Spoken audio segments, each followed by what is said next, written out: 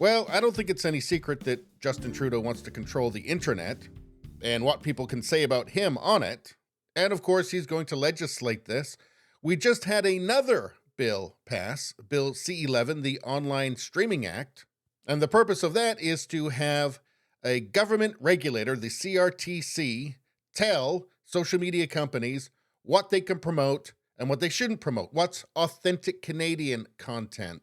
Yes, it's done under the guise of promoting Canadian content, but only the content that the government regulator deems Canadian content. Gee, I wonder if there's any possibility that there might be some bias happening there. And now we've got another one, Bill C-18. Here's the headline. Facebook, Instagram set to shut down news content in Canada after new Trudeau law comes into effect.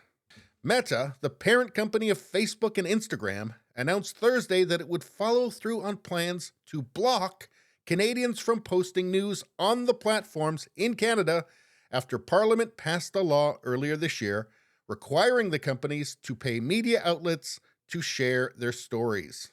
So you post a link onto Facebook, and then Facebook has to pay the company that the link goes to. This really doesn't make any sense, because if you click on the link, it takes you to their website.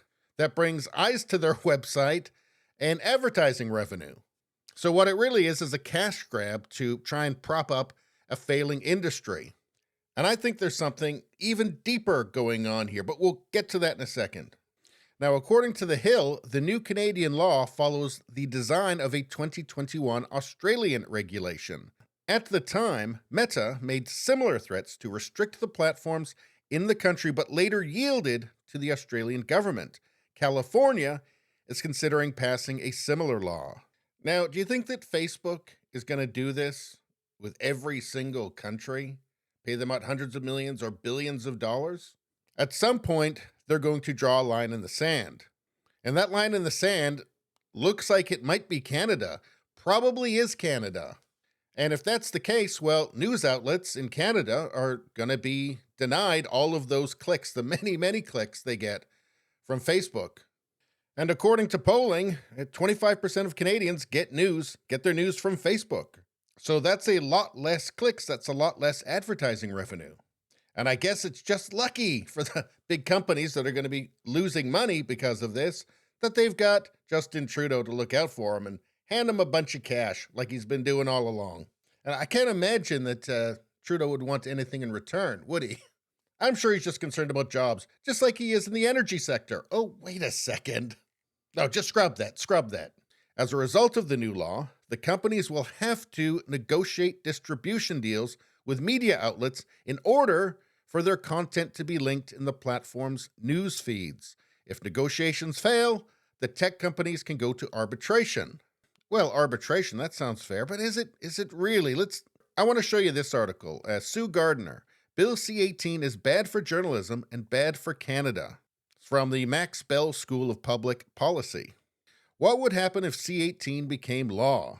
C-18 will require Google and Facebook to make agreements with news publishers to compensate them for Google and Facebook, quote, making available publishers' material to increase fairness in the marketplace.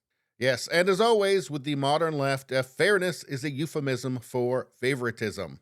If a publisher can't reach an agreement with Google or Facebook that satisfies them, they will be able to ask the CRTC to appoint a mediator to help them reach a deal, and if that fails, to appoint an arbitrator.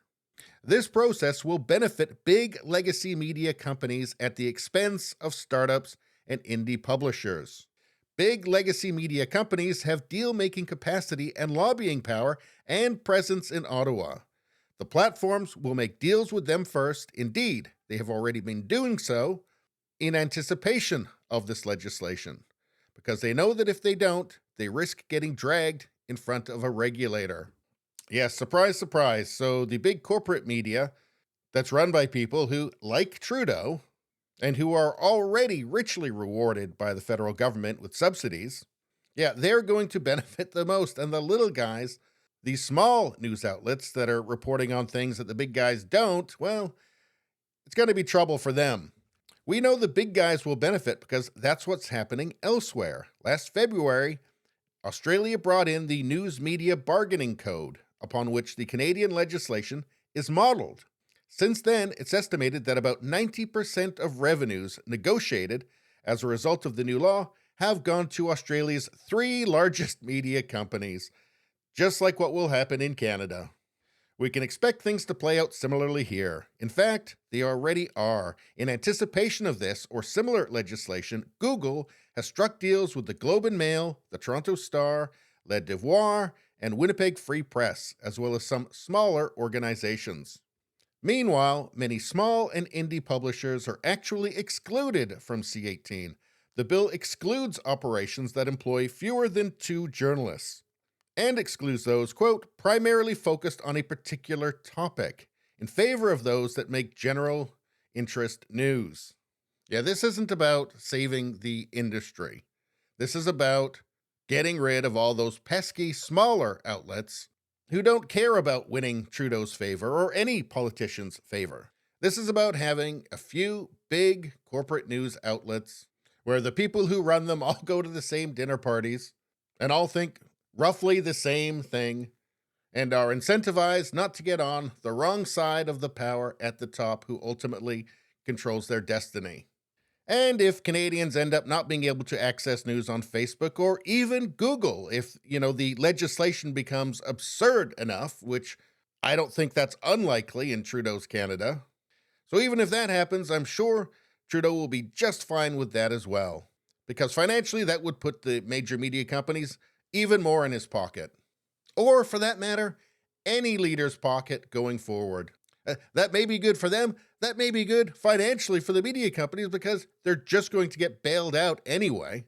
But Canadians, regular Canadians who are interested in things like truth, well, you know how it goes.